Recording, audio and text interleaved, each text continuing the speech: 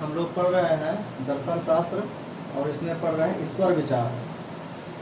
भारतीय दर्शन में ईश्वर विचार के बारे में क्या क्या बातें हुई है उसको पढ़ रहे हैं।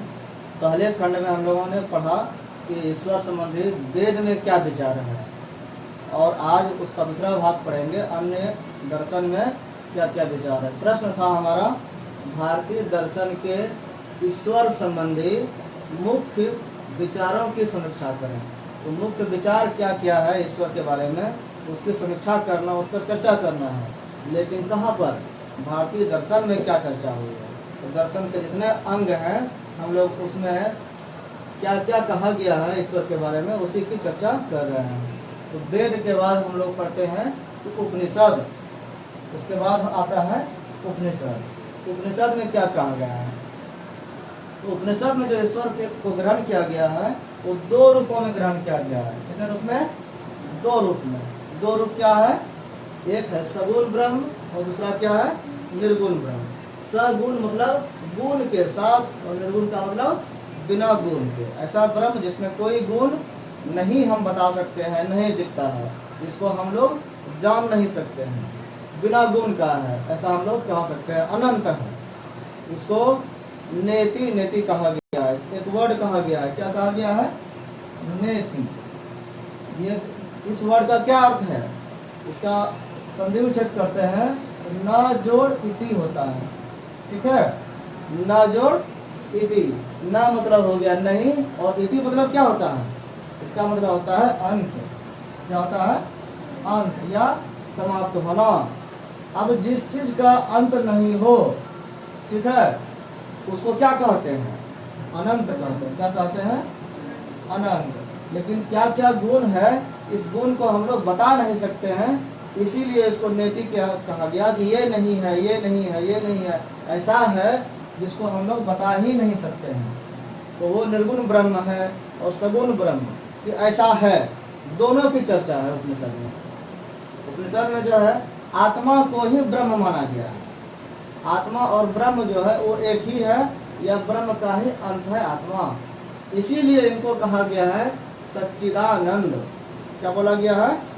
सच्चिदानंद। इसका अर्थ क्या है? सत्य, चित्त और आनंद। वो सत्य भी है, चित्त भी है और आनंद भी है, ये उनकी अवस्था है। बृहदारण्यक उपनिषद है। उपनिषद का कई उपनिषद हैं, ठीक है, उसमें से एक है बृहदारण्यक। ये बड़ा उपनिषद है। इसमें एक वाक्य है, इयम आत्मा ब्रह्म। इसका मतलब है यह आत्मा ही ब्रह्म है। ये साबित करता है कि ब्रह्म और आत्मा अलग अलग नहीं है। आत्मा और ब्रह्म जो है वही परम सत्ता है। परम सत्ता मतलब सबसे बड़ी सत्ता, जो विश्व में ब्रह्मांड में सबसे जो विशाल पावर वाला, ज्यादा पावर वाला जो सत्ता है, जो पूरा दुनिया का संचालन कर रहा है, जो ईश्वर है, वो परम सत्ता कौन है? वो आत्मा ही है, जो ब्रह्म है। और ये जो परम सत्ता है ये उपासना का केंद्र है। उपासना का केंद्र मतलब अल्टीमेट रियलिटी ऐसा है जिसकी हम पूजा कर सकते हैं, जिसको हम भावना की दृष्टि से देख सकते हैं, सदा की दृष्टि से देख सकते हैं, जिसको हम अपने से ज़्यादा पावरफुल मानते हैं। हम किसके सामने झुकते हैं? जो हमसे ज़्यादा शक्तिशाली होता है, ज़्यादा इसी मामले में ज़्यादा गुणकारी होता है। तो ये कह रहा है कि उपासना का केंद्र यही है दुनिया में केवल, जो सबसे शक्तिशाली है, वो है परम सत्ता, जो आत्मा है, ब्रह्म। शुद्ध सत्ता क्या है? शुद्ध जो सत्ता होती है, ये परम सत्ता, ये कह रहा है कि अगर निर्गुण ब्रह्म मान लेते हैं, ये सगुण ब्रह्म की बात हो गया, उपासना के केंद्र मानते हैं। लेकिन निर्गुण ब्रह्म के लिए क्या है कि एकदम से प्योर है, उसमें कुछ भी गुण नहीं है, ऐसा अगर हम मानते हैं तो वो शुद्ध सत्ता होता है, प्योर एंटिटी होता है। तो उसमें कह रहा है कि धार्मिक भावना की संतुष्टि नहीं होती है। मतलब जो है, अगर भक्त चाहे कि हम भगवान का दर्शन करना चाहें तो वो निर्गुण ब्रह्म वाले नहीं कर सकते हैं, क्योंकि वो ब्रह्म का कोई रूप नहीं मानते हैं। जब कोई रूप नहीं मानते हैं तो हमारे सामने कौन आएगा? जो आएगा बिना रूप का आएगा, हम पहचानेंगे कैसे? इसीलिए कह रहा है कि धार्मिक भावना जो है भक्तों की, वो संतुष्ट नहीं होती है। किससे? ये निर्गुण ब्रह्म से। इसीलिए इसमें दोनों बात कहा गया है, निर्गुण ब्रह्म और सगुण ब्रह्म की, लेकिन दोनों की बात अलग अलग है। ये ज्यादातर प्रमुखता दिया गया है ये सगुण ब्रह्म को। इसी तरह से गीता में क्या कहा गया है, गीता जो श्रीमद्भागवत गीता है ये महाभारत का एक पाठ है, ठीक है। ये श्री कृष्ण भगवान स्वयं अपने मुख से बोले हैं, और किनको बोले थे, अर्जुन को। किसको बोले थे, अर्जुन को उपदेश दिए थे। वो जो गीता है वो उपनिषद का भी निचोड़ है। इसमें क्या कहा गया है, इसमें कहा गया है कि ईश्वर जो है वो पुरुषोत्तम है। पुरुषों में जितने पुरुष हैं सबसे वो उत्तम पुरुषोत्तम है, वो ईश्वर है। और वो कौन थे, उस समय वो कृष्ण ही ईश्वर थे। और उनके पास क्या गुण था, वो असीम है। ईश्वर जो होते हैं वो क्या होते हैं, असीम। असीम का मतलब जिसकी सीमा नहीं हो, असीम, जिसको हम सीमित नहीं कर सकते हैं, जिसको हम माप नहीं सकते हैं। और वो विराट व्यक्ति होते हैं। असीम है तो विराट है, वो विराट स्वरूप भी उन्होंने दिखाया था वहाँ पर अर्जुन को कि देखो पूरा ब्रह्मांड जो है हमारे अंदर में ही है। वो ईश्वर हैं। सभी महान गुण उनमें जो होता है, सभी महान गुण शामिल होते हैं। जितने भी अच्छे अच्छे गुण हैं वो सब महान गुण उसमें शामिल है। उन्होंने कहा भी है कि मैं पुरुषों में पुरुषोत्तम हूँ, और कि जिसमें जो भी नदियों में मैं गंगा हूँ, जो हर चीज में प्रमुख स्थान जिसका है, वो बोले कि मैं वो सब गुण धारण करने वाला हूँ। और उनका ईश्वर का क्या गुण है, भक्तों की पुकार सदैव सुनना। भक्त अगर कोई कहीं से भी उनको आवाज दिया जाता है सच्चे मन से तो वो सुन लेते हैं। कहा जाता है कि इतना विराट स्वरूप है कि हजारों करोड़ों इनका कान है, हर जगह इनका कान लगा है। कहीं से भी जो है ये कोई भक्त पुकारता है तो वो सुन लेते हैं। सुख दुख का साथी है। सुख दुख किसका, भक्त का। उनके सुख दुख में वो साथ देते हैं। उसमें जो कहानी है महाभारत में पांडवों की, उनके हर पल कृष्ण उनका साथ देते रहे थे। और ये ईश्वर जो होते हैं, ये भी कहा गया है इसमें कि धर्म की रक्षा के लिए मनुष्य रूप में अवतार लेते हैं। किस लिए लेते हैं, अधर्म का नाश करने के लिए और धर्म की रक्षा करने के लिए। दो बात होता है कि अधर्म का जब डेवलपमेंट ज़्यादा हो जाता है, ज़्यादा अधर्म बढ़ जाता है धरती पर, तो ईश्वर जो है, जो भगवान विष्णु है, वो क्या करते हैं, वो धरती पर आते हैं।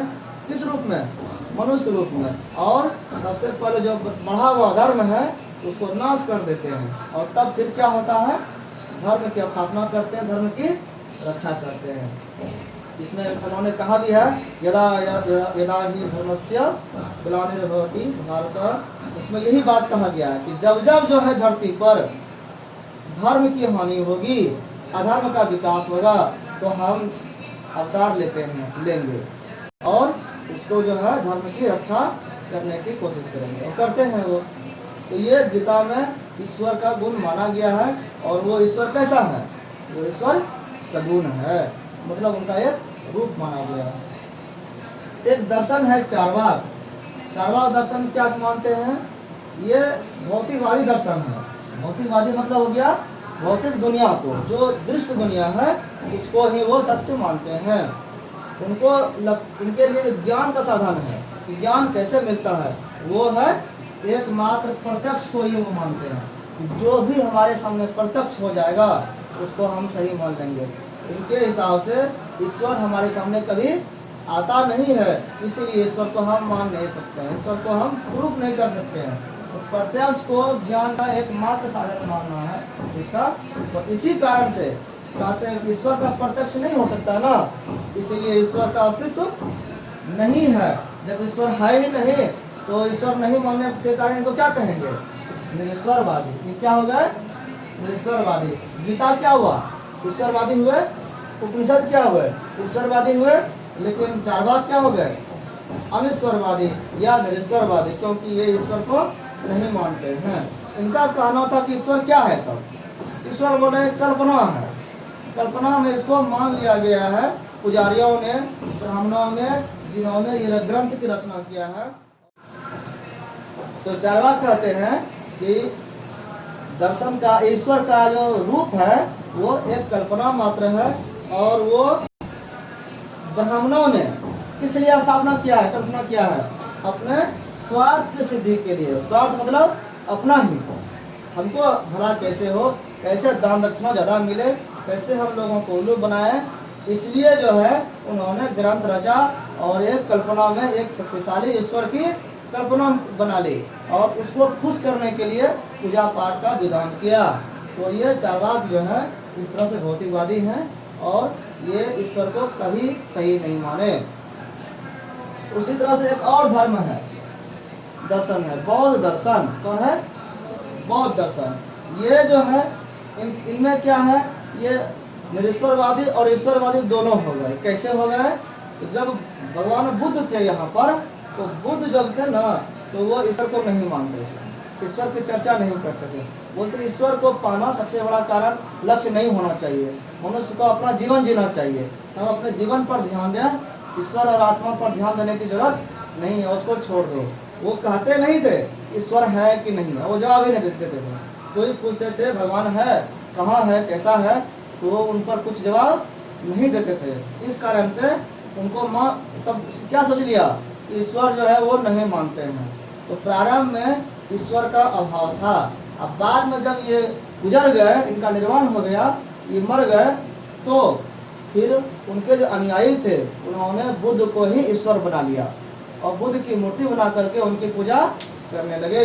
तो इस तरह से भगवान बुद्ध जो है वो अनिश्वरवादी से उनका बौद्ध दर्शन क्या हो गया, ईश्वरवादी हो गया, क्योंकि ईश्वर वो खुद उनको बना दिया गया। ईश्वर के विषय में सदैव मौन रहते थे, कुछ नहीं बोलते थे।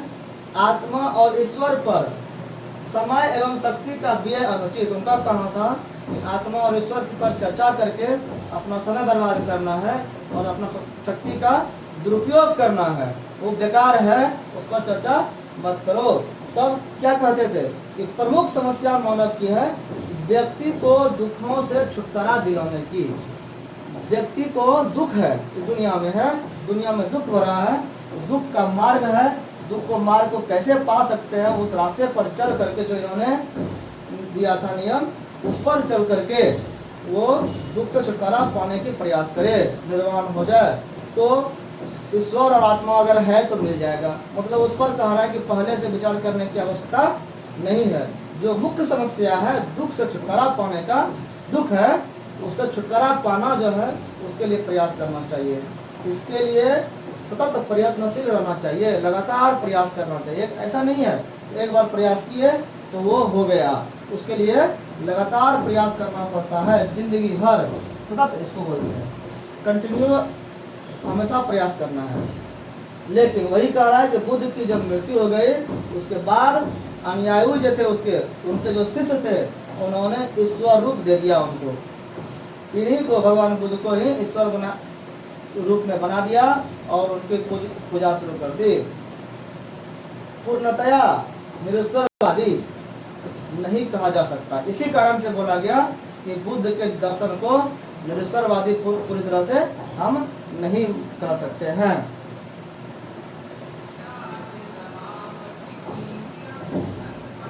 बौद्ध के बाद जो है हम लोग देखेंगे जैन दर्शन के बारे में। जैन दर्शन में ईश्वर का क्या विचार है, इनमें भी वही बात है। जिस तरह से बुद्ध दर्शन का जो है शुरू में निरीश्वरवादी थे, अब लास्ट में क्या हो गए, ईश्वरवादी। जैन दर्शन का भी वैसा ही शुरुआत है। प्रारंभ में निरीश्वरवादी थे, वो नहीं मानते थे ईश्वर को। बाद में जो उनमें जितने तीर्थंकर हुए हैं उनको जो है ईश्वर बना दिया गया। बोला तीर्थंकर जो थे वही ईश्वर है, और फिर उनकी मूर्ति बना करके उनके पूजा का शुरुआत हो गया। जबकि जैन दर्शन ईश्वर के अस्तित्व का खंडन करते थे। उनका कहना था ईश्वर नहीं है। क्यों नहीं, कैसे कह सकते हैं कि नहीं है? उसके लिए दो कारण उन्होंने दिया। क्या दिया? पहला कारण दिए, ईश्वर का अस्तित्व प्रत्यक्ष या अनुमान के द्वारा सिद्ध नहीं होता। ये बोल रहे हैं ईश्वर को हम प्रत्यक्ष रूप से सामने सामने नहीं देख पाते हैं, सिद्ध नहीं कर सकते हैं। और कि देखो ये ईश्वर है, जैसे कह सकते हैं कि ये पेन है, इस तरह से ये ईश्वर है, ऐसा हम नहीं कह सकते हैं। या अनुमान भी नहीं कर सकते ये है इसलिए ईश्वर है। तो अनुमान से भी और प्रत्यक्ष से भी सिद्ध नहीं कर सकते हैं, इसीलिए ईश्वर नहीं है। दूसरा क्या कारण बोले, ईश्वर में कल्पित गुणों का आरोपण अनुचित है। कि हम मान लेते हैं कि ईश्वर ऐसा है कि वो इतना गुणकारी है, तो जो जो उनमें हम गुण मान लेते हैं वो हम कल्पना में न मान लिए, देखे तो नहीं है। इसलिए बोल रहा है कि कल्पना करके जो हम गुण समझते हैं कि ये गुण होना चाहिए ईश्वर में, उसको ईश्वर पर ढाल देना ये अनुचित है। अगर हम एक मूर्ति लेते हैं और मूर्ति मान लेते हैं कि ये ईश्वर है और ये गुण है, तो सच में वो गुण दिखता नहीं है, इसीलिए अनुचित है ये। तो इस तरह से वो ईश्वर को नहीं मानते थे, ईश्वर के अस्तित्व का खंडन करते थे। जैन दर्शन भी शुरू में ऐसा था, लेकिन बाद में अनुयायी जो हुए उसके, उन्होंने उनको ही पूजा करना शुरू कर दिया। 24 तीर्थंकर हैं उनमें, ठीक है। तो लास्ट में जो थे वो महावीर थे, महावीर स्वामी भी वो ईश्वर बन गए। तो जहाँ जहाँ भी जैन का दोनों शाखा है, दिगंबर और श्वेतांबर, हर जगह उनकी मूर्ति लगी है और उनकी पूजा होती है। सांख्य दर्शन है अगला में। सांख्य दर्शन क्या कहता है? सांख्य जो है ना, सांख्य से मतलब ही होता है संख्या। ये प्रकृति की संख्या को बताता है, इनमें संख्या पर विशेष अध्ययन दिया गया है और कहा गया है कि 25 तत्व जो है ये मिलकर के विश्व का निर्माण हुआ है। उसमें मुख्य रूप से पुरुष और प्रकृति है जो विश्व का निर्माण करने के लिए कारण है, इसलिए ईश्वर का यहाँ पर कोई आवश्यकता नहीं है। तो सांख्य दर्शन ईश्वर को नहीं मानते हैं, और नहीं मानने के कारण ये क्या हो गए, निरीश्वरवादी। निरीश्वरवादी सांख्य दर्शन है। ये क्या कहते हैं कि नित्य तथा अपरिवर्तनशील ईश्वर जो हमेशा भी हो और अपरिवर्तनशील हो, मतलब वो ईश्वर जो है परिवर्तन नहीं हो जिनमें, तो वो ईश्वर जिसका परिवर्तन नहीं हो, जो हमेशा हो, और फिर क्षणिक भी हो कुछ समय के लिए, और परिवर्तनशील भी हो। ये दोनों उल्टा लगता है कि नहीं लगता है? यह नित्य भी है, हमेशा रहने वाला है, और कुछ समय के लिए भी है, बदलने वाला नहीं है, बदलने वाला भी है। विश्व कैसा है? क्षणिक है और बदलने वाला है। तो ईश्वर कैसा मान लेते हैं कि यह नहीं बदलने वाला है और हमेशा है। तो ईश्वर का यह गुण और विश्व का यह गुण कह रहा है कि ये दोनों का गुण मिलता नहीं है, इसीलिए इसका कारण नहीं माना जा सकता। मतलब टेम्पोररी दुनिया को बनाने वाले परमानेंट ईश्वर नहीं हो सकते। अगर ईश्वर परमानेंट है तो दुनिया भी परमानेंट बनाना चाहिए था, तब हम मानते हैं कि वो ईश्वर है। इस तरह से वो ईश्वर को नहीं मानते हैं। तो बोलते हैं फिर आगे कि विश्व की व्याख्या के लिए पर्याप्त है क्या? एक है प्रकृति और दूसरा है पुरुष। बोलते हैं प्रकृति और पुरुष जो है जड़, उसको जड़ भी कहते हैं, ठीक है। और ये हो गया एक चेतन। ये जो चेतना है, इन दोनों को मिलने के बाद बोलता है यही सत्ता है, परमार्थिक सत्ता, जिसके मिलने से क्या हो जाता है, एक जीवों का निर्माण होता है, विश्व का निर्माण होता है। तो विश्व की व्याख्या अगर करनी है, विश्व कैसे बना, तो उसके लिए ईश्वर को मानना कोई जरूरी नहीं है। सांख्य दर्शन इस तरह से क्या हो गए, निरीश्वरवादी। योग दर्शन अगला है, ये क्या है? तो ये सांख्य के बातों को समर्थन करते हैं, लेकिन वो कहते हैं कि ईश्वर की भी आवश्यकता है, बस यही अंतर है। ईश्वर की अवस्था के कारण, अवस्था मानने के कारण इनको कहा गया शेश्वर शाम। क्या बोला गया? शेश्वर शाम। सा जोड़ ईश्वर, मतलब ईश्वर के साथ, और सांख्य, सांख्य के दर्शन को ही फॉलो किया, लेकिन ईश्वर के साथ, ईश्वर को मानने के कारण योग दर्शन हो गया शेश्वर सांख्य। ईश्वर की सत्ता में ये विश्वास करते हैं, आस्तिक दर्शन है ये। ईश्वर की उपस्थिति, अब ये कह रहे हैं कि प्रकृति और पुरुष जो है ये विरोधी सत्ता है, एक जड़ है एक चेतन है, ये दोनों कैसे मिलेगा आपस में? अपने आप मिलने के लिए कोई कारण न होना चाहिए। तो ये कारण जो है इसका मिलने का, वो ईश्वर है। ईश्वर अपने सामने में दोनों को मिलाता है, तो इसको इसके कारण के रूप में ईश्वर को माना गया कि ईश्वर की उपस्थिति में ही पुरुष और जो प्रकृति है परस्पर विरोधी होने के बावजूद वो मिलते हैं, संयोग करते हैं और वियोग भी करते हैं। जब संयोग करते हैं तो सृष्टि का निर्माण होता है, और जब वियोग करते हैं तो फिर प्रलय हो जाता है, सब नष्ट हो जाता है। और ये कौन कराता है? तो जो कराता है वो कौन है? ईश्वर है। तो ईश्वर कैसा है, इसके बारे में योग दर्शन कहते हैं वो पूर्ण ज्ञानी है। मतलब ज्ञान का जो उच्चतम सीमा है वो सारा का सारा ज्ञान किसमें है? ईश्वर में। तो पूर्ण ज्ञानी है एवं सर्वज्ञ है, सब कुछ जानने वाले। सर्वज्ञ मतलब जो सब कुछ जानते हैं। और ध्यान का सर्वोत्तम केंद्र बिंदु, अगर हम लोग योग करते हैं, ध्यान लगाते हैं साधना के लिए, तो ध्यान किसका करेंगे? जिस वस्तु का करेंगे वो क्षणिक होता है। बोले ईश्वर ही एक ऐसा शक्तिशाली चीज है जिसको हम लोग ध्यान करें तो हम मुक्त हो सकते हैं। सबसे बिंदु जो है वो केंद्र के रूप में हम ईश्वर के प्रति रखें। ईश्वर के प्रति रखने से भटकाव नहीं होगा, ध्यान हमारा वो उचित मार्ग पर जाएगा। इससे चित्त की एकाग्रता होती है। चित्त जो हमारा भटकता है, मन जो भटकता है, वो कैसे होगा? ये कह रहे हैं योग का क्या उद्देश्य है? योग का उद्देश्य है चित्त वृत्ति निरोध। क्या है? चित्त वृत्ति निरोध, यही है योग। ठीक है कि चित्त वृत्ति जो हमारा है, हमारा जो मन का भटकाव है, वो चंचलता अगर रुक जाए तो हमारा योग हो गया। तो योग कैसे होगा? इसके लिए इन्होंने जो है 8 विधि बताई है अष्टांग योग का।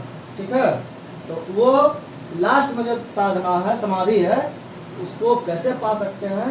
वो ईश्वर के को मानने के बाद ही हम पा सकते हैं। ईश्वर का ध्यान लगाने के बाद ही हम पा सकते हैं।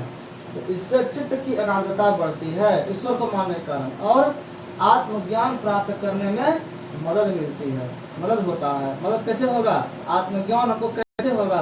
जब हम ईश्वर मानेंगे तो। इस तरह से योग दर्शन क्या हो गया? ईश्वरवादी। न्याय दर्शन है अगला। न्याय दर्शन क्या कहता है? ईश्वरवादी ये भी है, इनका कहना है कि धर्म की व्यवस्थापक के रूप में, दुनिया में धर्म का साम्राज्य है तो उसकी व्यवस्था कौन करता है? ईश्वर करता है। और नैतिक शासक के रूप में, नीतिगत जो शासन होता है, वो मोरल गवर्नर जो है वो ईश्वर है। तो ये धर्म संस्थापक, व्यवस्थापक और नैतिक शासक वो ईश्वर है। ईश्वर जो है वो विश्व का रचयिता है, रचने वाला, पालन पोषण करने वाला है और संहार करने वाला है, अर्थात वो त्रिदेव हैं।